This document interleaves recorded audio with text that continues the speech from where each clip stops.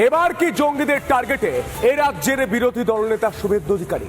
এটা এখন সব থেকে বড় প্রশ্ন, কারণ কেন্দ্রীয় সংস্থা এ রাজ্য পুলিশ এবং কলকাতা পুলিশকে সতর্ক বার্তা পৌঁছে দিয়েছে। আমরা যেটুকু জানতে পারছি, এই বাংলাদেশ থেকে একের পর এক জঙ্গি নেতাকে জেল মুক্তি ঘটিয়েছে এই মোহাম্মদ ইউনূস, এবং জঙ্গিদের কার্যত নাচ জামাই করে কলকাতায় আদর যত্ন করে রাখা হচ্ছে বিভিন্ন জায়গায়, রাজ্যের বিভিন্ন প্রান্তে।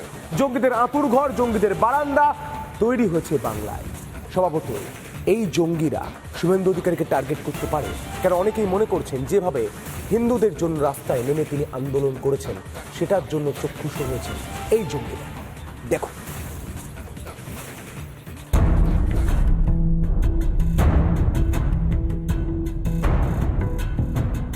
আগেই শুভেন্দু অধিকারীর প্রাণনাশের আশঙ্কা করেছিলেন প্রাক্তন বিজেপি সাংসদ অর্জুন সিং। রাশিয়া থেকে রাসায়নিক এনে তাকে ও শুভেন্দুকে মারার ছক কষার কথা বলেছিলেন অর্জুন। শুভেন্দু অধিকারী, অর্জুন সিং মতন লোকেদেরকে এরা কোনোভাবে আটকাতে পারছে না, তখন একটা মেরে দেওয়ার চক্রান্ত চলছে। এমন কেমিক্যাল স্মাগল করে আনা হচ্ছে রাশিয়া থেকে এইদের মাধ্যমে, যাতে আমাদেরকে কোনো ভাবে ইনভেস্টিগেশন নামে ডেকে এরকম কেমিক্যাল আছে কি আপনার পাশে যদি স্প্রে করে দেওয়া যায়, সেই লোকটা মারা যায়। এবার সেই একই বার্তা দিল কেন্দ্রীয় গোয়েন্দারা। বিরোধী দলনেতার ওপর জঙ্গি হামলার আশঙ্কা করে রাজ্য পুলিশকে সতর্ক করল কেন্দ্রীয় গোয়েন্দা দপ্তর। আশঙ্কা, সাম্প্রতিককালে ওপার বাংলার পরিস্থিতি নিয়ে বাংলাদেশ বিরোধী মন্তব্য করেছেন শুভেন্দু অধিকারী। এর ফলেই তার ওপর হামলার আশঙ্কা বাড়ছে। আমি এর ব্যাপারে কিছু বলবো না। যাদের কাজ তারা তাদের বলবে, করবে। আমার কাজ আমি করব। তৃণমূল আক্রমণ করেছে, এখন জঙ্গিরা করতে চাইছে। আগে জনগণ প্রোটেকশন দিয়েছে, জনগণ প্রোটেকশন দিয়েছে। এদিকে জঙ্গি বা মৌলবাদী নয়, এ রাজ্যের শাসক দলকেই দুষলেন বিজেপির প্রাক্তন সাংসদ অর্জুন সিং। শুভেন্দু অধিকারীর উপর যে অ্যাটাক হবে, সে আইডি ব্লাস্ট সব থেকে বেশি সম্ভাবনা আছে। ওনার মিটিং এ ব্লাস্ট করানোর সম্ভাবনা বেশি আছে, আর পুরোপুরি স্টেট এজেন্সি তাকে সাপোর্ট করবে। গোয়েন্দা বার্তায় শুভেন্দু অধিকারীর নিরাপত্তা বাড়ানোর কথা বলা হয়েছে। অত্যন্ত চিন্তার বিষয়, আমাদের বিরোধী দলনেতার উপর যদি এই ধরনের হামলার ছক হয়ে থাকে, রাজ্য সরকারকে অনেক বেশি সচেতন হওয়া উচিত। তার সুরক্ষা নিয়ে নতুন করে ভাবার সময় এসেছে। রাজ্য সরকারকে এই বিষয়ে এমন কোনো পদক্ষেপ নেওয়া উচিত নয় যেন আমাদের মনে হয় যে রাজ্য সরকার বুঝি ওদেরকে হেল্প করা, যাদের কাছ থেকে থ্রেট আছে তাদেরকে হেল্প করার চেষ্টা। কারোর ওপরে হামলা হওয়াটা বাঞ্ছনীয় নয়, কারোর ওপরে। এখন শুভেন্দু অধিকারীর উপর হামলা হবে কি হবে না, আমার ওপরে হবে কি হবে না, বা অন্য কারোর ওপরে হবে কি হবে না, সেটা কেন্দ্রীয় গোয়েন্দা যারা খবর দিয়ে তারা জানে।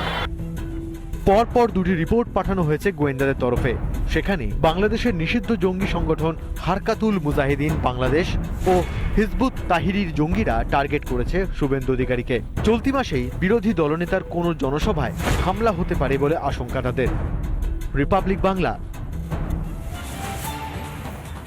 বাংলাদেশের প্রাক্তন প্রধানমন্ত্রী শেখ হাসিনার বিরুদ্ধে প্রতিদিন একের পর এক মামলা করে চলেছে এই মোহাম্মদ ইউনূস। এবার মুখ খুললেন হাসিনা পুত্র। তিনি বলছেন ষড়যন্ত্র করা হচ্ছে। তিনি বলছেন রাজনৈতিক প্রতিহিংসার কারণে একের পর এক মামলা দেওয়া হচ্ছে। দেখুন,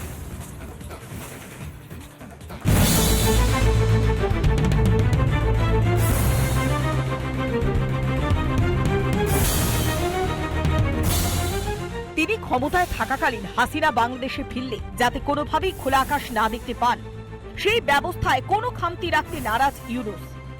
এবার ইউনূসের এই প্রতিহিংসা পরায়ণতাকে তীব্র কটাক্ষ করেন হাসিনা পুত্র সাজিব ওয়াজেদ জয়।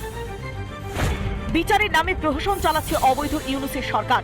আন্তর্জাতিক অপরাধ আদালতেও প্রতিহিংসা চরিতার্থ করতে গিয়েছে ইউনূস। বাংলাদেশে আওয়ামী লীগ কর্মীদের উপরে অত্যাচার চালানো হচ্ছে। বিচার বহির্ভূত খুন এবং মিথ্যে মামলায় ফাঁসিয়ে জেলবন্দি করা হচ্ছে। বিচার বিভাগকে হাতিয়ার বাড়াচ্ছে ইউনূস। ইউনূসের বিচার বিভাগে তাই কোনো আস্থা নেই। এই ষড়যন্ত্রের তীব্র নিন্দা জানাচ্ছি।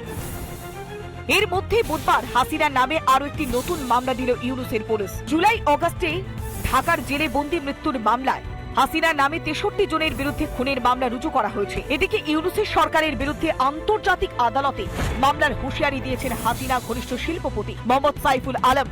তার একাধিক সম্পত্তি ইউনূস অনৈতিকভাবে ফ্রিজ করে দিয়েছে বলে অভিযোগ করলেন সাইফুল আলম। ব্যাংক ব্যবসার আড়ালে একাধিক দুর্নীতিতে নিজেই অভিযুক্ত ইউনূস। হাসিনার আমলে দেশের বাইরে পালিয়ে পালিয়ে বেরিয়েছিল ইউনূস নিজেই। অস্থায়ী অবৈধ সরকার কি আদৌ বৈধ বিচার করতে পারে? রিপাবলিক বাংলা। রোহিঙ্গা রোগে ভুগছে গোটা বাংলাদেশ। মায়ানমার থেকে যে রোহিঙ্গারা এসে বাংলাদেশে নানান রকম অপরাধের সঙ্গে যুক্ত থাকতো এবং ভারতের বিরুদ্ধে তাদের লেলিয়ে দেওয়া হতো, সেই রোহিঙ্গারা এখন কপালে ঘাম জমাচ্ছে মোহাম্মদ ইউনূসের।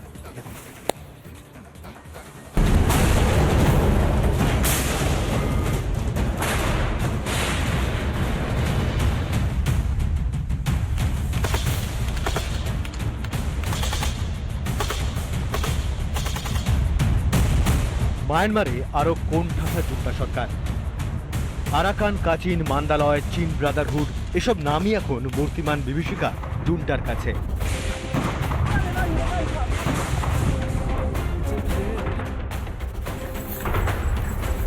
শুধু জুন্টা নয়, মায়ানমার বিদ্রোহীদের গর্জনে বিনিদ্র রাত কাটাচ্ছে মোহাম্মদ ইউনূসও।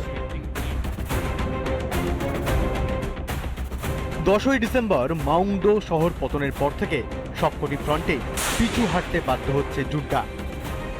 রাখাইন প্রদেশের 90% আগেই হাতছাড়া। এবার চীন প্রদেশও হারাতে বসেছে জুন্টা।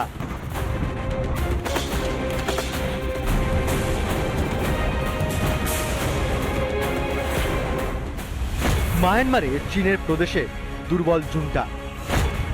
মাত্র 2টি শহর এখন জুন্টার দখলে, পতনের মুখে সালাম ও টিডিম শহর। 2 শহরে প্রবল আক্রমণ চালাচ্ছে বিদ্রোহীরা। বড় শহর মেন্দার ইতিমধ্যেই বিদ্রোহীদের কবজায়। হাতে হাত মিলিয়ে লড়ছে চীন বিদ্রোহী ও আরাকান আর্মি। জুন্টার অবস্থা এতটাই খারাপ, একটাও গুলি না চালিয়ে বাকি শহরগুলি দখল করে নেওয়ার হুঙ্কার ছাড়ছে বিদ্রোহীরা। জুন্টার অবস্থা যত খারাপ হচ্ছে ততই বাড়ছে ইউনূসের রক্তচাপ। কারণ বিদ্রোহীদের হাতে নাস্তানাবুদ মায়ানমারের রোহিঙ্গা বাহিনীও। স্বভাবতই রোহিঙ্গাদের কাছে এখন একটাই পালানোর রাস্তা, বাংলাদেশ। হু করে বাকি রোহিঙ্গারা বাংলাদেশে ঢুকে পড়লে কি হবে, হাজার ভেবেও সেই হিসেব মেলাতে পারছে না জঙ্গি বন্ধু ইউনূস। রিপাবলিক বাংলা,